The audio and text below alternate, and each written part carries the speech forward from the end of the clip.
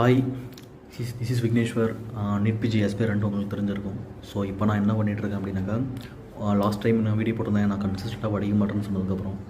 So video போட்டதுக்கப்புறம் எனக்கு ஒரு படித்த மாதிரி இருக்குது. ஸோ இந்த 1 வீக்காக வந்து நான் ஒரு 5 டேஸாக வந்து நான் டெய்லி ஒரு 10 to 12 ஹவர்ஸ் போல் உட்காந்து படிச்சுட்டு இருந்தேன். ஸோ அதுக்கப்புறம் வந்து இப்போ பொங்கல் ஹாலிடேஸ்ன்னு சொல்லிட்டு வீட்டுக்கு வந்திருக்கேன். வீட்டுக்கு வந்ததுனால கொஞ்சம் கஷ்டமாக தான் இருக்குது, படிக்க முடியல. அப்படியே ரொம்ப எஃபர்ட் போட்டு உட்காந்தாலும் ஒரு நாளைக்கு வந்து மினிமம் வந்து ஒரு 5 to 6 ஹவர்ஸ் போல் தான் படிக்க முடியுது. ஸோ அதனால் வந்து அப்படி கண்டினியூ ஆகிட்டுருக்கு. ஸோ பார்ப்போம், அது கொஞ்சம் யூஸ்ஃபுல்லாக தான் இருக்குது. நான் படிச்சுட்ருக்கேன். இப்போ வந்து மேரோவில் வந்து பார்த்தோன்னா மேரோவுடைய ரிவிஷன் நோட்ஸ் வந்து நல்லாயிருக்கு. இது வந்து எனக்கு படிக்க இப்போ தான் எனக்கு வந்து புரியுது. ஆனால் எடுத்தோடனே வந்து மேரோட ரிவிஷன் நோட்ஸ் ஆரம்பிக்கணுமான்னு கேட்டாங்க, எனக்கு அதில் உடன்பாடு இல்லை. மெயின் நோட்ஸ் தான் நான் ஆக்சுவலாக ஃபஸ்ட்டு படிச்சுட்டு இருந்தேன். பட் ஆனால் வந்து டைம் வேஸ்ட் பண்ணாமல் படிச்சிடணும்னு நினைக்கிறேன்.